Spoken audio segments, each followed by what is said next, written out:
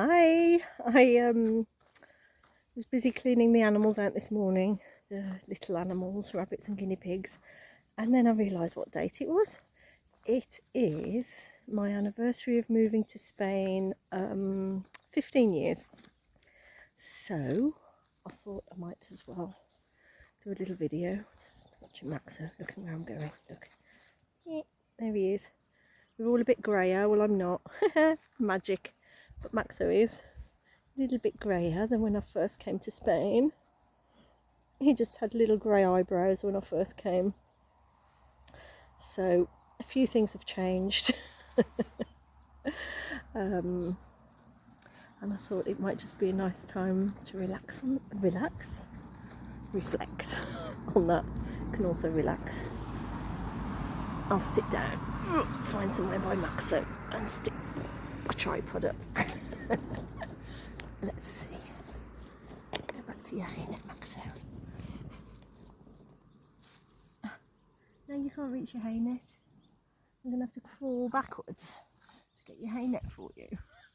So, 15 years to the day since I moved to Spain. It was but everybody's all on their own paths at the moment, with little children that are now adults, not adult children, they're just adults, and they're on their own paths.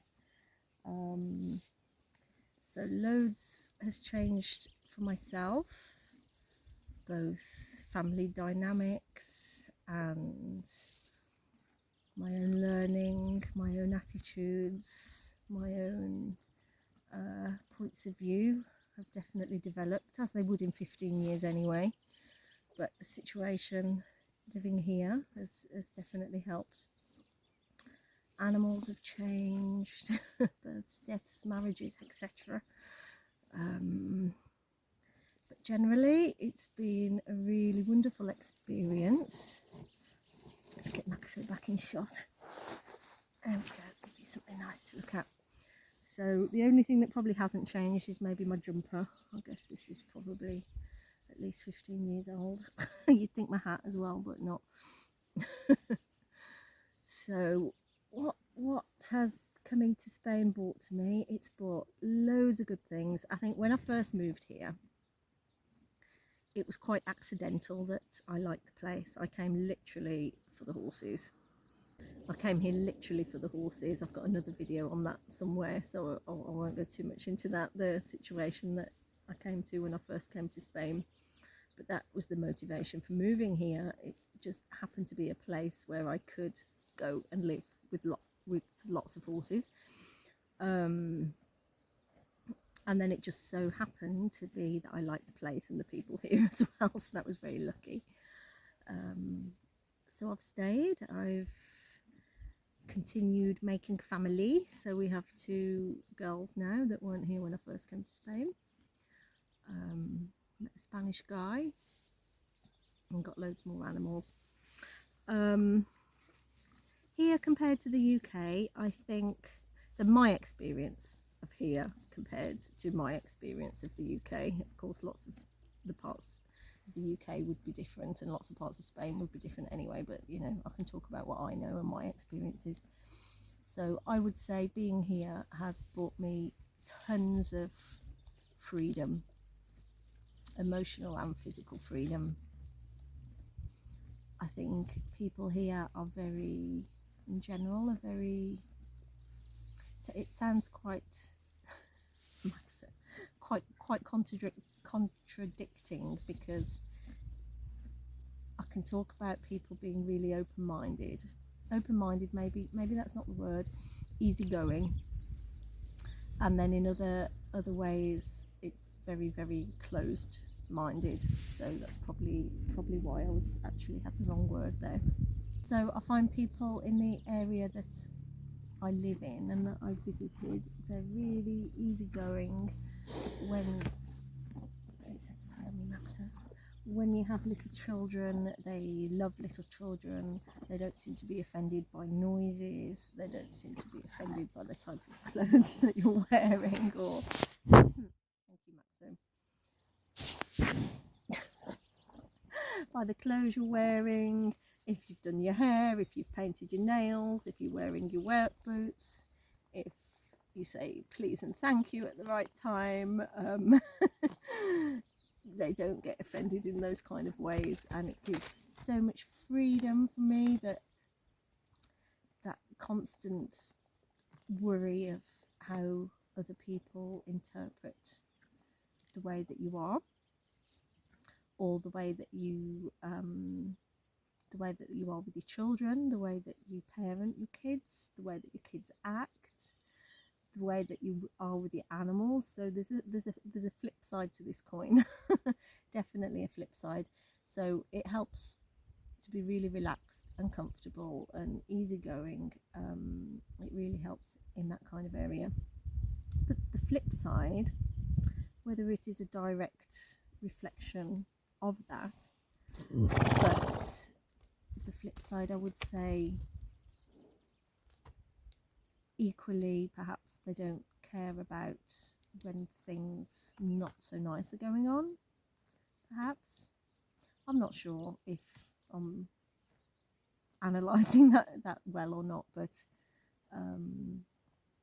the way animals are treated generally, I say generally, of course there's some really brilliant people out there, but my comparison, if we're looking at percentages, I've seen so much more animal abuse out here, and people just, mostly a lack of awareness. You know, it's, well, I've done this all my life, this is how my granddad did it, I've had horses all my life, I've had chickens all my life, I know how to do it properly, you don't know what you're talking about, you're a foreigner, you're a woman, you haven't had chickens all your life, you haven't had horses all your life, I know how I was brought up as a child. It's kind of that attitude, you know. So everybody kind of leaves everyone alone to do their own thing, even though they're, you know, it's a small village. You know what everybody's doing, but people turn a blind eye as well. So it's been a challenge and interesting to work out the navigation of this, because of course in the kind of work that I'm doing in animal welfare, and I'm really interested in human welfare too, to really work out the best way that we can affect change can be a challenge, because going in with all guns blazing doesn't make for change at all. It just hammers that attitude down of, what do you know, I know better than you, kind of attitude that definitely doesn't have any positive effect. So working out how to gradually show different examples, and that people can observe and people can ask questions and people can say, what are those things your horses have got on their heads? Because in some of the horses have fly masks on, which they've never seen here. For example, you know, there's lots of examples I can give, both with children and with animals, that people just haven't seen things. Animals are for meat, or they're for work, companion animals, but even if they're treated like the family, well, sometimes that's to be desired as well. But I don't want to dwell on the negative because I've stayed here for so long. I would say that's the only negative. It's a big negative, of course. It's very heavy, it weighs a lot, but it kind of gives you something to work towards as well, something to fight for. But in every other aspect, it's brilliant here.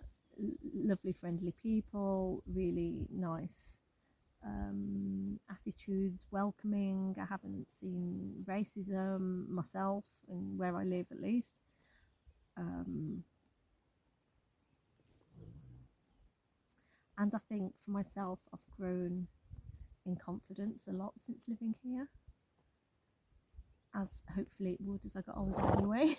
But just these little challenges of doing something with a different language. I've had to learn Spanish, of course.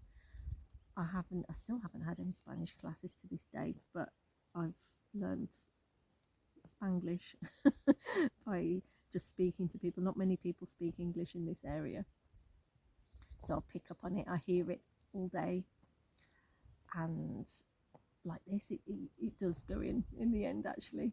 And I think people that don't speak Spanish probably think that I speak really good Spanish, but if you speak Spanish you realise how terrible my Spanish actually is. But I have enough Spanish to get by. I can talk very easily about animals and the countryside. Maybe a little bit trickier if in different situations like doctors or something like that. I haven't practiced that vocab so much. People sometimes ask me if I miss the UK much and ask me if I go back to visit often. I don't go back to visit often, but that's mostly because we've got 6 horses, 5 cats, 16 rabbits, 2 guinea pigs, 2 dogs. Have I missed anybody? So it's not so easy just to up and leave them. If we could, I would visit more often. I'd probably visit once or twice a year. As it stands, we can't do that. Things I miss about the UK, family, of course. That's without, doesn't need to be said, or maybe for some people it does. Family, of course, and then after that, I sometimes miss the greenness. If I think about it or if I see it, then I miss it, but I don't think about it every day. I would say I miss, because I grew up in the West Midlands, I miss Indian food. But they've just opened one in Rhondda, yay! So I can't even say that I miss that anymore. Vegetarian food, perhaps. It's all about food and green grass. When I have gone back to the UK, sometimes I've gone with my partner Chico, so he's Spanish. He hadn't been to the UK before he met me. So then we kind of do the touristy thing. I take him to all the places that I used to like to go when I lived there, the nice places in the countryside. We went to the city once. We went to London, London City. So I'd never visited it when I lived in the UK. I just visited it as a tongue twister, as a tourist, and it was quite funny because it was Chico that actually toured me around London Tower, because he's really interested in history, so he knew more about the history of the English monarchs more than me. So actually he teaches me about that. But we're not really city people, we're countryside people. So we've still got places on our bucket list to visit in the UK. Some places I've been to before, so I want to take him there again, and places that I haven't been to myself. We want to go to Scotland, and I've only been there once when I lived there. I want to take him to Wales, which I've been to a lot more. Some places in the south of the UK, they're just so pretty. So I can't say I miss those places, but I really like them and enjoy visiting them as a tourist, because then all the daily grind of life isn't part of it. The daily grind of life, I would much rather be here.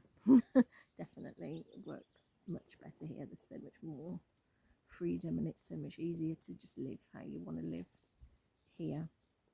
But the scenery and places to visit, and sometimes the food there, I say the food, it's not English food, it's the international food that they have there that I like. Spanish food's really great, but there's not very much vegetarian or vegan options here. I have more animals here. I can live in the countryside here. I can be relaxed out in public with my children here. My children have more freedom here. And I can make more impact around animal welfare here, because there's just so much more need for the education and the work here than there is in the UK. So I feel I can make more impact. And well, it's a good place for people to come on holiday. So for those of you that I knew before I came here that have already visited me, it was really nice to see you. Come again. For those of you that haven't even bothered to come yet, well, you're the ones missing out. I can't promise we'll visit you in the UK, because we've got so much more to do when we get there. Okay, see you in another 15 years maybe. Adios.